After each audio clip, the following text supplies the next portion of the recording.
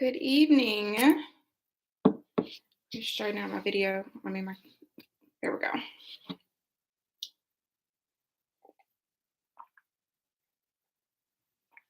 Okay. So in this video, I'm going to go over your options for those who have the truck, they have their authority, and you're like, okay, let's get started. What's next? Let's get these loads. Let's go. Um, so basically, in a perfect world, it would be nice to let your authority age. In a perfect world, it would be nice to let your authority age at least 90 days, 60 to 90 days. That'll be perfect. And that's because more brokers will be more willing to work with you. So um, I would even just get my authority and then then go get my truck. That way I'm letting it age. And when I finally do get ready and hit the road, my authority will be 30 days, 60 days, 90 days old or aged. That's what they call it. So, for instance, JB Hunt will only allow new authorities that's 90 days old. So you can't come out the gate and just go sign up and pull loads with JB Hunt and your authority is 3 days old or 2 months old. They want you to be 90 days in before you can pull freight for them. So if you have maybe an older vehicle in your home, for instance, I let I signed my authority on an Infinity X30. It's a luxury car, but I think it was like $800 a month. What I recommend is if you have a older vehicle, not so much luxury, maybe an old Malibu, an old pickup truck or something that's in your home or in your yard, or somebody that you get, you know, a boothang or something you can use and put their truck under your authority or put their vehicle under your authority, and you can let it age that way. So, and that should reduce your payment to, I would say, at least a few $100s. Your authority ages when it's active, correct? Yes. So once you get that MC letter and it says your authority is active on December 20th, 2022, which means you can start pulling freight. Your authority starts aging at that point, right? So you'll find once you get on the load board, some brokers may not want to work with you because you're so brand new. So that's why I recommend letting it age for 30 days, 60 days, 90 days will be great if you could do that.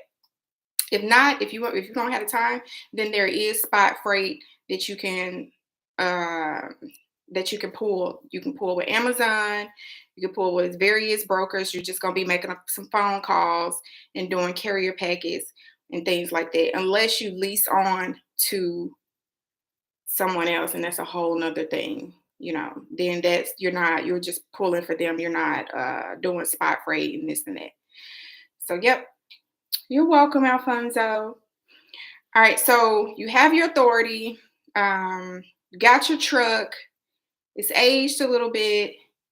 My good friend Darnell is calling me. It's aged a little bit. You're ready to roll.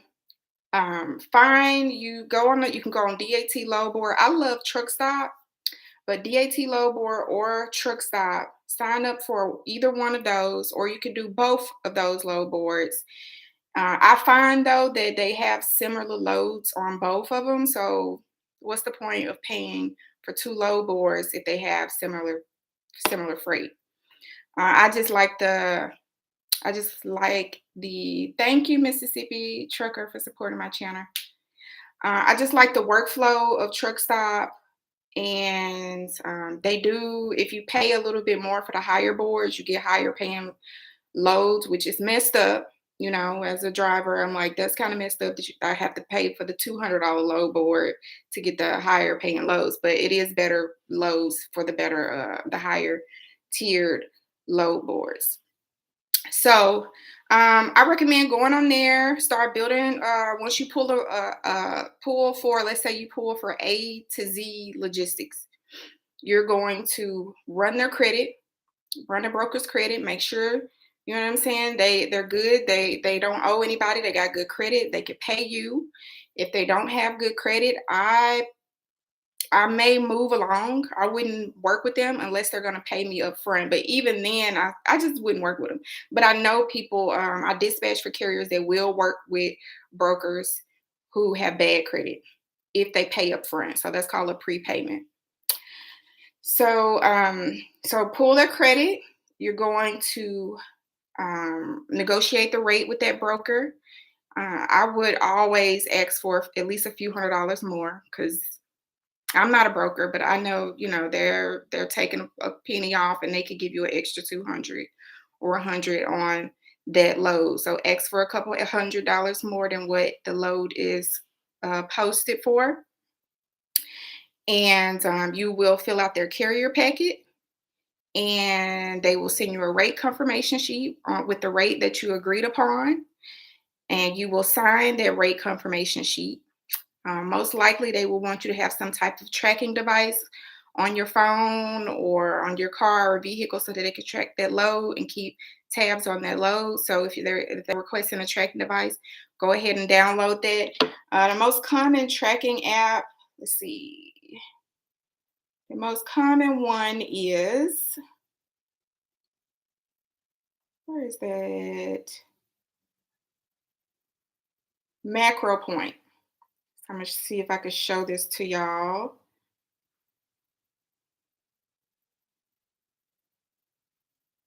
Let's see.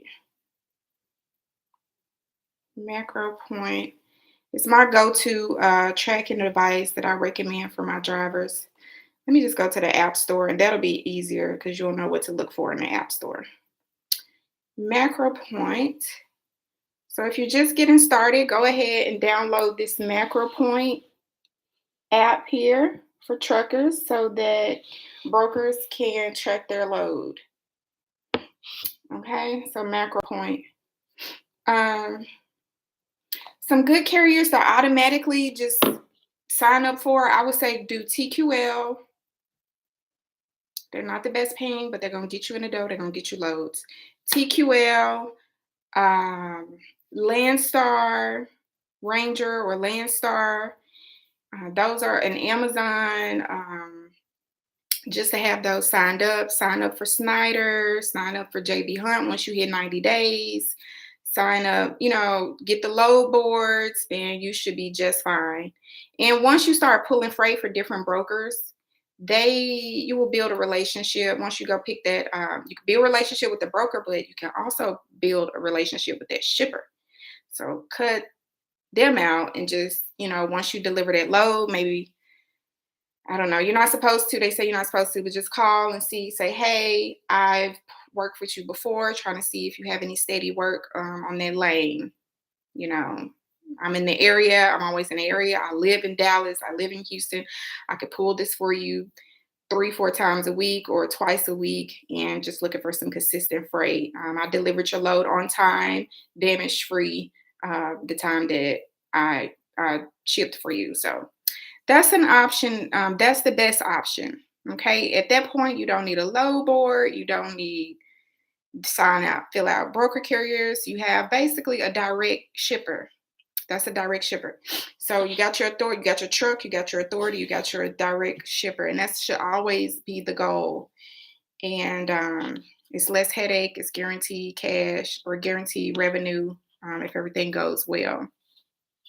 So that's what's next, y'all. Once you get your truck, you get your authority. Now you gotta start pulling the freight. So get your load boards, sign up with the various brokers, and build relationships with those shippers. And in no time, you should have a direct shipper.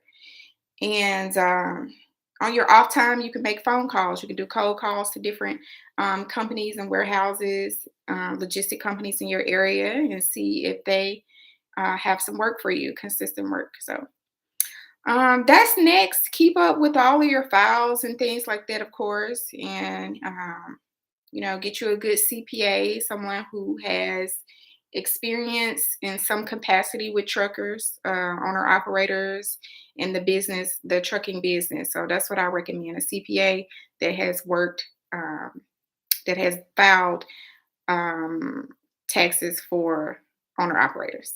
That's the best option for you. And don't forget to file those IFTAs and keep up with everything. Make sure you have a separate business account. Make sure that your profits are going into that business account. And if you want to pay yourself, then you'll need to get payroll. Most banks have payroll options, $45 a month. Cut yourself a check every month to your personal account and start paying some bills with that business account, So that's a whole nother topic, y'all. That's why I love trucking. It's hard work, it's grit, but you could create some type of wealth with it. And that's it. Do y'all have any questions for me? You have any questions for me? I wanted to show y'all how to post a truck to the DAT load board, but I could not figure out how to share my screen. So maybe we'll do that next week, how to post a truck on the DAT load board. And when you I recommend posting your equipment on these load boards. That's going to cut down on all the hours and time of searching and sitting on the load boards, okay? I'm in Houston. I'm about to go to, I'll be in Chicago. Today is Tuesday. I'll be in Chicago on Thursday. I'm going to post my truck as available in Chicago on Thursday, okay? Because I don't have time to be sitting and looking at load boards, okay? And if I don't get the load that I want, or if I don't get enough, out of Chicago, then I will get on the load board. How many bank accounts should you have as an owner operator, in your opinion? I recommend having a business bank account. That's one. Your personal bank account. That's two. I personally have two business with my logistics company, and then two personal. So I have a bunch of bank accounts. But you really only need one. Deposit your settlements in the business account, sign up for payroll, cut yourself a check to go into $1,000 to $1,500. The economy is a little crazy right now with inflation, so maybe $1,500 a week for it goes into your personal account. And then whatever bills that make sense, and I'm not giving financial advice, but whatever bills that make sense in your life, use your business account to pay for those expenses.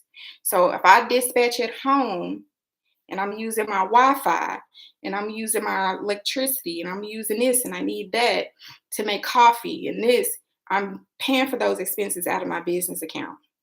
Okay, so that $1,500 in your personal can go a long way.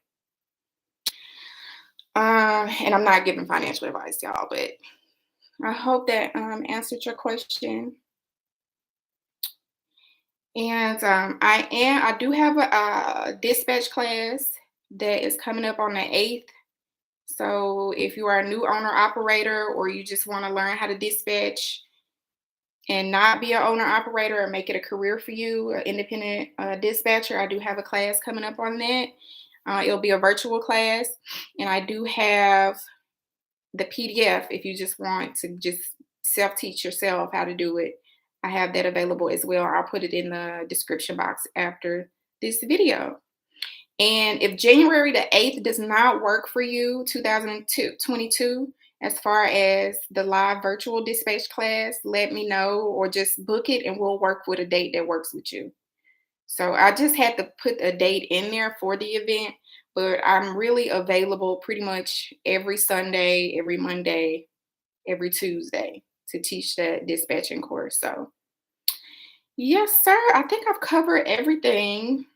And I feel like I dropped a lot of gems. I feel like I taught gave some good game and some good knowledge. So y'all be safe out there, and just try to keep your fuel costs down. That's going to help a lot.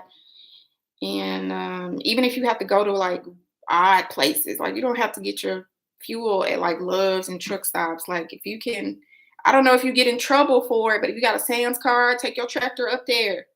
Shoot, diesel up there, $3.95. If you could take it, to wherever, Kroger, if you're not gonna get in trouble for taking all that gas, just try to find you somewhere. Oh, Mud Flap app, fuel. The Mud Flap app is really good right now. That's what I've been using. If you want good discounts on fuel or good recommendations on fuel, it's going to be this Mud Flap app here. Okay, so I think that's everything, y'all. Does anyone have any more questions?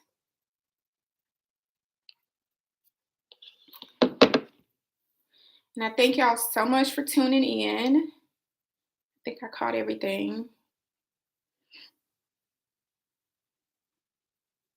Thank y'all so much for tuning in. And I know it's rough right now. That's why the best thing is to do is to let your authority age, watch your fuel, try to get direct shippers. Don't buy no high ass equipment right now. $150,000 equipment.